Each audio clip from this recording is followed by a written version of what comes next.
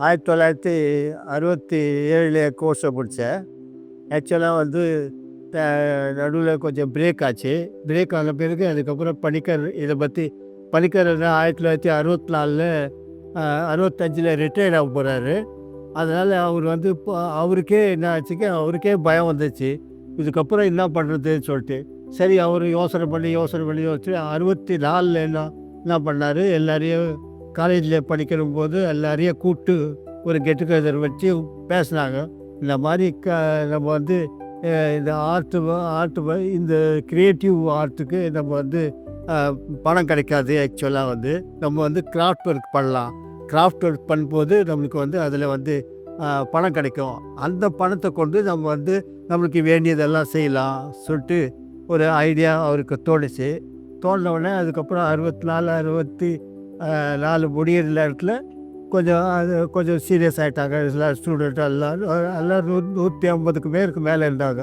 இவர் செல்வராஜ் இருந்தார், நான் இருந்தேன், அப்புறம் என் கூட படித்தவங்க இருந்தாங்க, அப்புறம் வாத்தியார்கள்லாம் டீச்சர் ப்ரொஃபஸர் எல்லாம் சேர்ந்தாங்க. சேர்ந்து அது ஒரு இடத்துல போய் கிராஃப்ட் பண்ணலான்னு சொல்லிட்டு கிராஃப்டில் வந்து பாத்திக்குன்னு சொல்லிட்டு ஒரு பிரிண்ட் மேக்கிங் இருக்குது. அதை செலக்ட் பண்ணால் அவங்களுக்கு ஒரு ஃப்ரெண்டு ஒருத்தர் இதை பண்ணாக்கா அவங்களுக்கு வந்து சில்ட்ரன்ஸுக்கு கொஞ்சம் நல்லா இருக்கும் சொல்லிட்டு பாத்திக் ஆரம்பித்தோம். காலேஜ்லேயே பாத்திக் சொல்லி கொடுப்பாங்க. ஒரு வாத்தியார் இருந்தார்.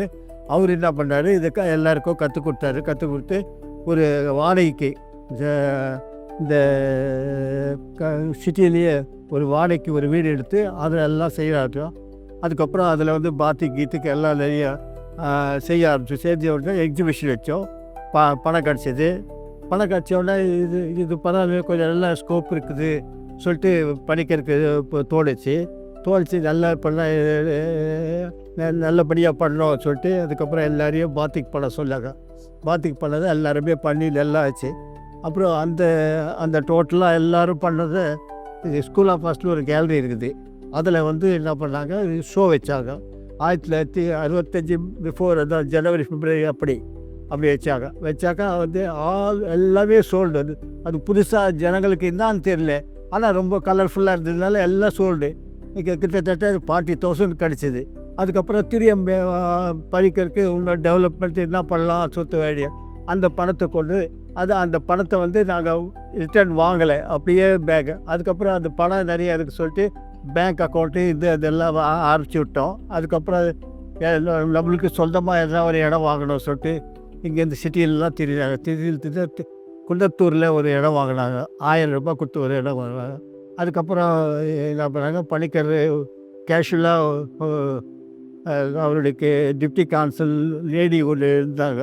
அவர் ரொம்ப ஃப்ரெண்டு. அவர் சொன்னாங்க, ஏன் சில்ட்ரன்ஸ்க்கு இங்கே ரொம்ப நாள் டைம் ஆகும் டெவலப் ஆகிறதுக்கு, நீங்கள் வந்து மாவலியர் ரூட்டில் எங்கன்னா ஒரு அரை கிரவுண்டு வாங்கி அங்கே டெவலப் பண்ணுறதோ.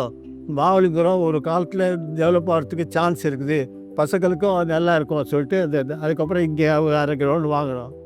அரை கிரவுண்டு வாங்கி அதில் வந்து அந்த கிராஃப்ட் ஒர்க்கெல்லாம் பண்ணி நிறையா பண்ணி அதுக்கப்புறம் ஸ்கோப் அந்த மாதிரி இது வந்தது.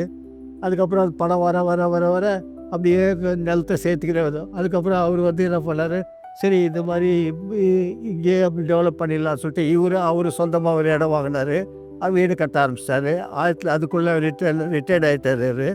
அப்புறம் எல்லோரும் இங்கே வர ஆரம்பித்தாங்க. அதுக்கப்புறம் என்ன பண்ணார், பக்கத்தில் இருக்க நிலம்லாம் அதை 40,000 ரூபாய் இருந்து பாருங்க, அது கொண்டு எல்லோரும் கிட்டத்தட்ட கொஞ்சம் கொஞ்சமாக 10 ஏக்கரா நிலத்தை வாங்கினாங்க. அதில் 1 ஏக்கரா பணிக்கருக்கு இருந்தது. அந்த மாதிரி சில பேர் கொஞ்சம் அதிகமாக பணம் இருக்கவங்க அவங்க வாங்கிட்டாங்க. இது எல்லாம் அப்படியே டவுன் பிளானிங் அப்ரூவ் பண்ணி அவங்களுக்கு யார் யாருக்கு எவ்வளோ அமௌண்ட் அங்கே இருக்குது தகுந்த மாதிரி டிவைட் பண்ணி எல்லாருக்கும் அப்படியே கொடுக்கல, லீஸில் வைக்கிற மாதிரி ஐடியா இருந்தது. அது என்ன ஆச்சுனாக்கா ஒரு 6-7 வருஷம் இந்த ஃபைனான்ஸ் ரொம்ப கம்மியாகிடுச்சு. இங்கேருந்து மூவ் பண்ண ஆரம்பிச்சிட்டாங்க. அப்புறம் என்ன பண்ணுறது பணிக்கிறதுக்கு ஒன்றும் புரியல. சரி எல்லோரும் போயிட்டாக்கா என்ன பண்ணுறது தெரியாது சொல்லிட்டு சரி என்ன பண்ணாங்க, அந்த நிலத்தில் வந்து எவ்வளோ அமௌண்ட் இருக்குது தகுந்த மாதிரி அந்த நிலத்தை கொடுத்து அவங்க மேலேயே ரிஜிஸ்டர் பண்ணிட்டாங்க. ரிஜிஸ்டர் பண்ண உடனே நாங்கள் ஒரு 50-60 பேர் இருந்தோம். அது அப்படியே நின்ட்டோம். மீதி பேர் எல்லாம் இங்கே ஃபைனான்ஷியல்லே சொல்லிட்டு எல்லாம் அவங்கவுங்க காசை வாங்கிக்கின்னு திரும்பி போயிட்டாங்க. ப்ரொஃபஸர் எல்லாமே போயிட்டாங்க. நாங்கள்லாம் அந்த சமயத்தில் யங்கஸ்டராக இருந்தோம். நாங்கள் வந்து அவர் சொன்னது கருப்பா எஸ் ஏன் வெள்ளையை கருப்பான சொல்லுவார், கருப்பே வெள்ளையாக சொல்லுவார். ஆமாம் அதுக்கெல்லாம் ஆமாம் போட்டுக்கிட்டே நாங்கள் இங்கே இருந்தோம். நாங்கள் இன்றைக்கி வந்து ரொம்ப ஹாப்பியாக இருக்கோம். இப்போ நிறைய பேர் நோமோர் இல்லை, ஆளே இல்லை, யாருமே இல்லை, இப்போது யாருமே இல்லை. இப்போ நாங்கள் ஒரு 5-6 பேர் தான் இருக்கோம் இப்போ இங்கே இருக்கிறது. அந்த மாதிரி டெவலப் ஆச்சு போல். அதுக்கப்புறம் இந்த கோஸ்ட் வந்து சோழமண்டல் ஆர்டிஸ்ட் வில்லேஜ், இது சோழமண்டல் கொரமண்டல் கோஸ்ட் இது. அதனால் அது ஆர்டிஸ்ட் ஹேண்டிகிராஃப்ட் விட்டுட்டு ஒரு ஸ்பெஷலாக ஒரு பேர் வைக்கலாம்னு சொல்லிட்டு சோழமண்டல் சொல்லிட்டு அது பேர் வச்சு அதுக்கப்புறம் டெவலப் ஆகிடுச்சு.